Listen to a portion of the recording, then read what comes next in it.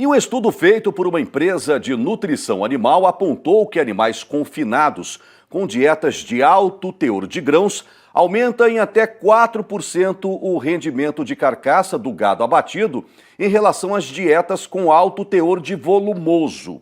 Mesmo apesar dos valores dos insumos do milho, por exemplo, o principal insumo do coxo, a conta fecha. E o produtor não fica refém de ter a disponibilidade de fonte de fibra no confinamento. Vamos saber mais detalhes deste levantamento com a zootecnista Caroline Mota, ela que é especialista da empresa Nutroeste, sediada lá na minha querida cidade de Goiânia, capital do meu também querido estado de Goiás. Carol, muito bom dia, seja bem-vinda ao Giro do Boi.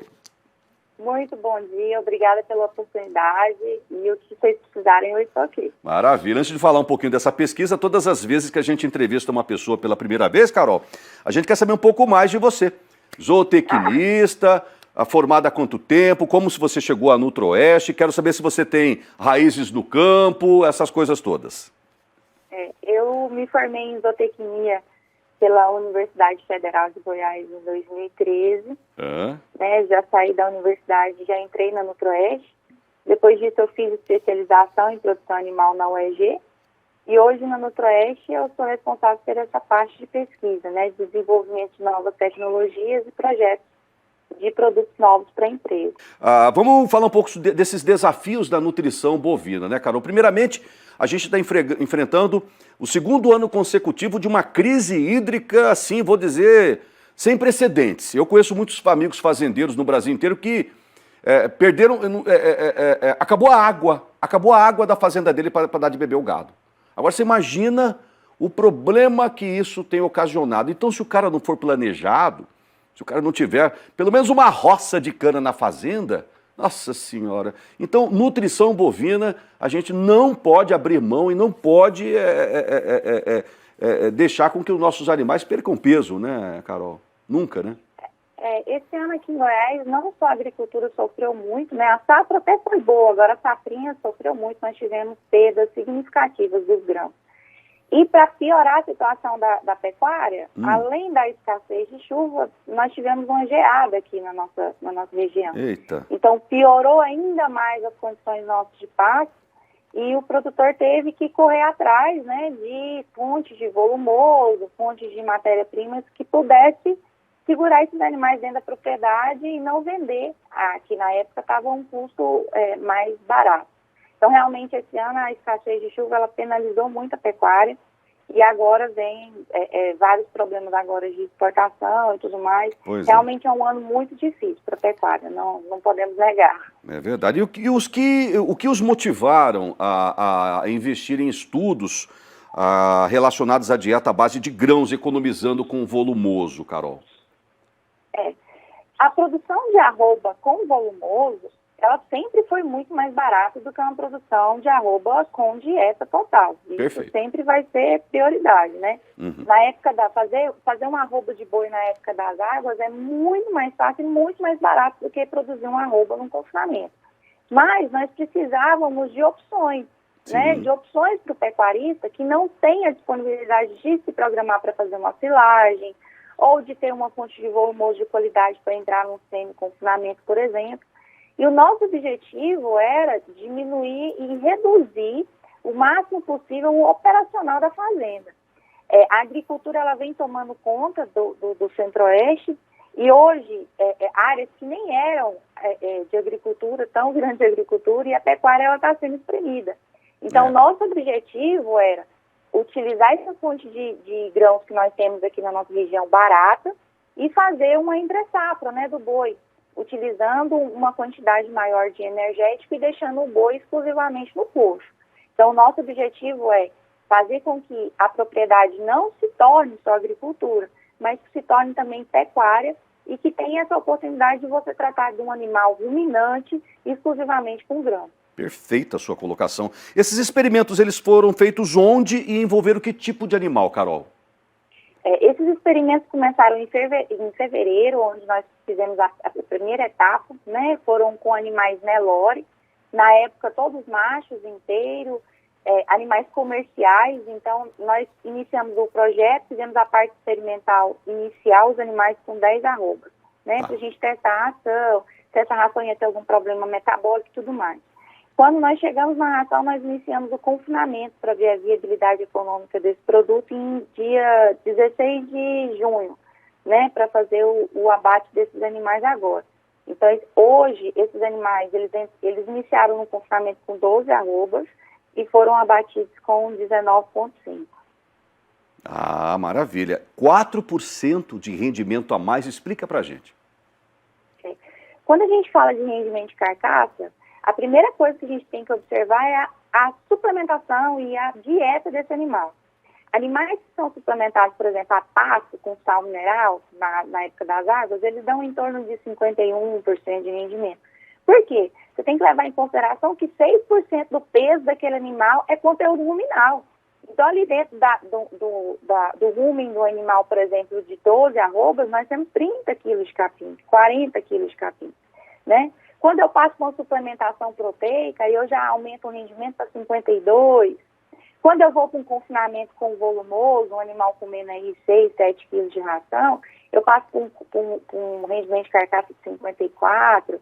Agora, quando eu passo de 30 quilos de capim, que é o que esse animal estava acostumado a comer, para 10 quilos de ração, eu aumento o rendimento acima de 55%.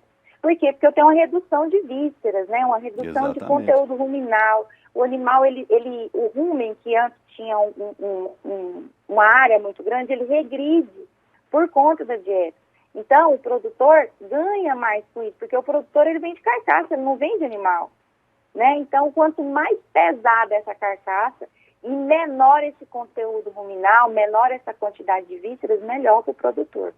Então, com certeza, a dieta ela vai influenciar nessa melhora do rendimento de carcaça. Você tocou num assunto agora que vira e mexe, eu lembro o pecuarista brasileiro. Você quer ver uma coisa errada? A expectativa errada de um pecuarista? Muitas vezes ele tá com a escala de abate do gado dele, ô Carol. Aí ele vai lá, ele tucha o animal dele do melhor capim, ele enche a barriga do boi, o rumen do boi de ração. Aí ele pesa o animal antes do embarque e fala assim, meu animal está indo com 600 e tantos quilos para o frigorífico, 640 quilos para o frigorífico. Aí chega no frigorífico, só o rumen dele tem 40 quilos de comida. Aí ele fala, o frigorífico está metendo a mão. Não, tá errado. Não é verdade o que eu estou dizendo? Então é uma expectativa errada que você tem. Por isso que eu já expliquei várias vezes aqui, você quer bater um bom animal e ter um rendimento, além de... Daqui a pouco ela vai detalhar essa pesquisa. Feche o seu animal um dia antes, tá? Tardezinha de preferência no curral, na manga, na remanga. Dê muita água para esse animal, muita água mesmo, para ele beber e limpar o rumen. Aí ele vai limpar, ele vai acalmar.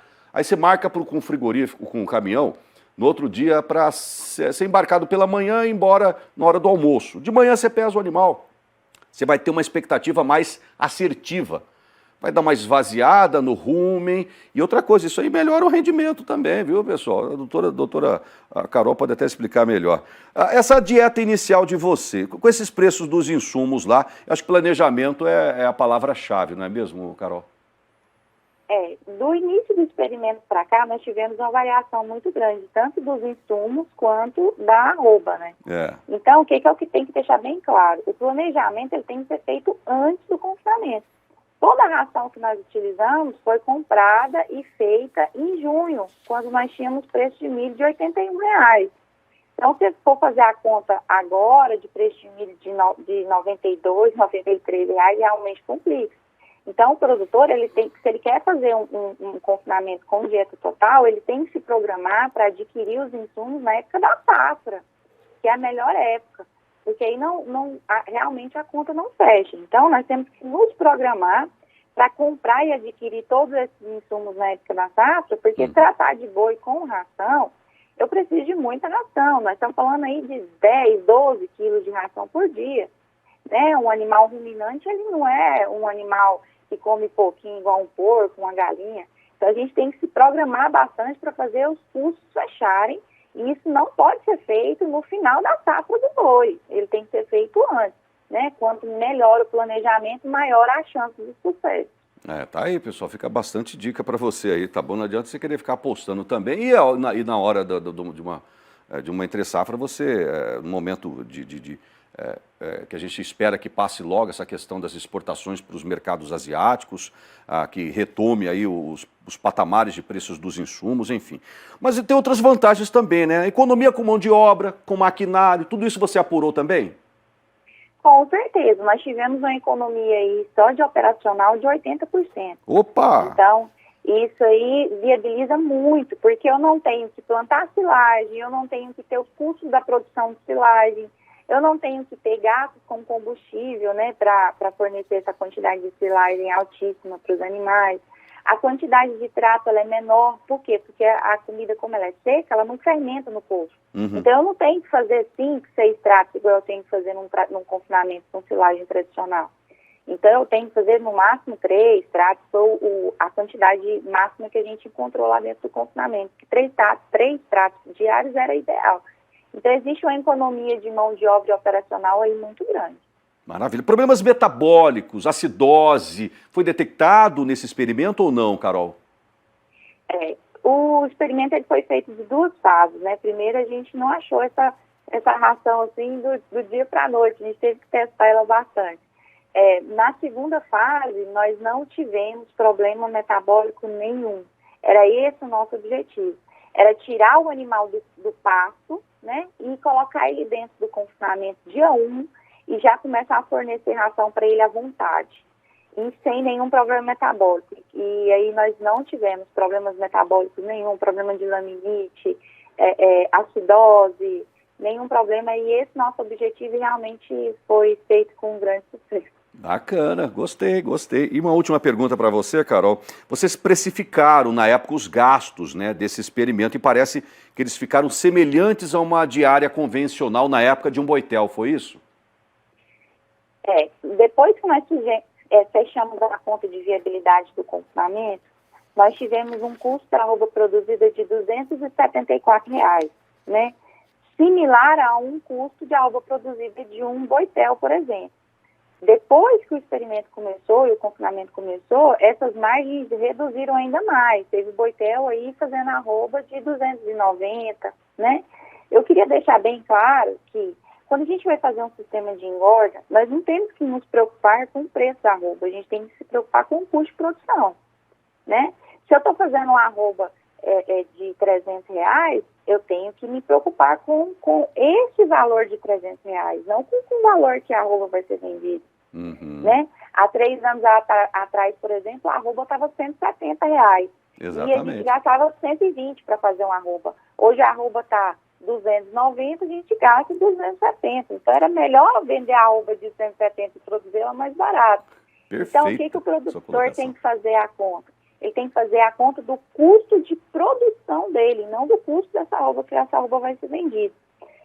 Nós estamos com um problema pontual na pecuária, que provavelmente vai passar essa queda do preço da arroba.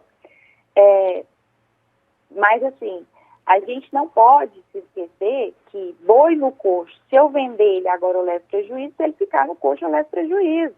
Exatamente. Então eu tenho que levar em consideração que esse animal, o que eu gastei nesse animal. Que às vezes é melhor eu vender ele logo do que eu manter ele no coxo. Exatamente. Então, o pessoal da APTA mesmo fala, você deve ter contato com o pessoal da APTA, de grandes centros de pesquisas. Boi não pode fazer hora extra no coxo. Se ele fizer, é prejuízo na certa. Ele chegou ao limite dele, ele tem que ir embora, com o preço que tiver. Por isso que você tem que ser planejado. Eu não sou a favor do pecuarista ficar apostando o tempo todo no mercado spot, mercado físico. Parte do seu gado, é claro que você tem que ter todos os custos nas mãos. Tem que já ser negociado. Tem o boi a termo, tem o mercado futuro. Você faz isso também na aquisição dos insumos. Imagina você comprar esse milho lá atrás, quando a arroba, a Carol acabou de dizer, estava R$170. Você comprasse o milho lá. Quanto que não era o milho naquela época? Agora hoje que está beirando os 100, olha a diferença. Planejamento, pessoal. Procure, né, Carol? Ou estou falando alguma besteira? Não, procure um especialista. Milho, todos os outros insumos. Nós temos gado magro, né? Nós temos clientes que fizeram silagem para o período de engorda agora, né, do confinamento, E por conta da escassez de chuva, muito produtor não teve condição de fazer silagem, o pecuarista achou melhor vender a silagem a R$400 a tonelada, R$500 a tonelada, do que fazer o boi. Então, pois é. Né, então você tem que tomar cuidado com esses custos de produção que tem que estar na ponta da caneta. Exatamente. Pare de ficar escutando, falar que nem o professor Zé Bento Ferraz. Tem muitos pecuaristas lá que têm fertilidade auditiva, emprenha pelo ouvido. Não pode ficar fazendo tudo que você ouve. Ah, meu vizinho fez, eu vou fazer. Calma, calma. Procure um especialista. Tem tanta gente aí, tem o meu amigo Rodrigo Albuquerque, da Notícias do Fronte aí de Goiânia, tem o Maurício Nogueira, tem tantos especialistas sobre mercado, estratégias de planejamento, tem o Fazenda Nota 10, tem tantas ferramentas à sua disposição. Vai lá, procure uma nutricionista, procure lá, vai lá na loja veterinária da sua cidade. Você que não tem o hábito de ir lá, vai lá tomar café de manhã. Um abraço para todo o pessoal das lojas veterinárias do Brasil que nos acompanha. Eu tenho informação que as lojas veterinárias colocam um telão para a fazendeirada assistir o Giro do Boi. Aproveita e já compra seus medicamentos, sua ração, etc. Depois eles picam mula para a fazenda, é claro, com bastante informação. Faça isso, procure saber com o vendedor lá de balcão da loja veterinária, vai te dar uma dica. Só não vai querer fazer tudo que você ouve, tá bom? Ô Carol, obrigado por esse bate-papo. Carol Mota, ela é técnica lá da empresa Nutroeste de Goiânia, manja muito, é pecuarista, então vale a pena você tentar entender. Vai que esse projeto, esse estudo dela encaixa no seu sistema de produção. Manda bala, tá bom? Obrigado, boa semana para você, Carol. Obrigada, fiquem com Deus. Amém.